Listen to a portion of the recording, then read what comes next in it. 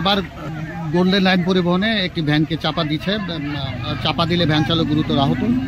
এই ঘটনাটি ঘটেছে দিগনগরে, কানাইপুরের দিগনগরের ঢাকা খুলনা হাইওয়ে সড়কে, যেটি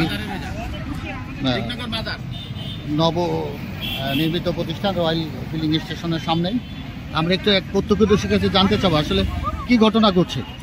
ঘটনা হচ্ছিল, বাসে ওই রাস্তার পাশে ভ্যানালা দাঁড়ানো ছিল, সে প্রস্রাব করতেছিল, ওই ভ্যান মাইরে চলে যাবার লাগছিল, ভ্যানালা দৌড়ে যাই করছে। দুঃখের বিষয় হচ্ছে হলো যে সুপারভাইজার ভ্যানালাকে বেদম পিটে, বাসের নাম হলো গোল্ডেন লাইন। গোল্ডেন লাইনে যে সুপারভাইজার, সেই সুপারভাইজার ভ্যানের ড্রাইভারে মারতে মারতে আবার খাদে লাইট ফেলাই দিয়েছে। এটাই সর্বোচ্চ বড় দুঃখজনক যে অ্যাক্সিডেন্ট হতেই পারে, কিন্তু ড্রাইভারকে তারা বেদম মারছে। আপনারা শুনলেন যে প্রত্যক্ষদর্শী বাপ্পির কাছে যে আসলে একটি ভ্যানকে চাপা দেওয়াকে কেন্দ্র করেই এই গোল্ডেন লাইন পরিবহনটি এখনো আটকে রাখা হয়েছে। আপনারা জটলা দেখতে পাচ্ছেন। ইতিমধ্যে করিমপুর হাই থানা পুলিশের একটি টিম এখানে উপস্থিত হয়েছে।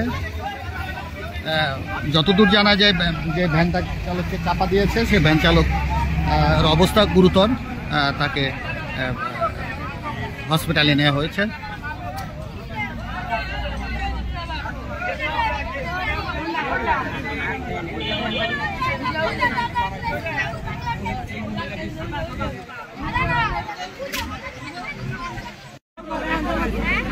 বুঝতেছেন তোমার গাড়ি আলাম হয়েছে, মানে চেতনা নাই।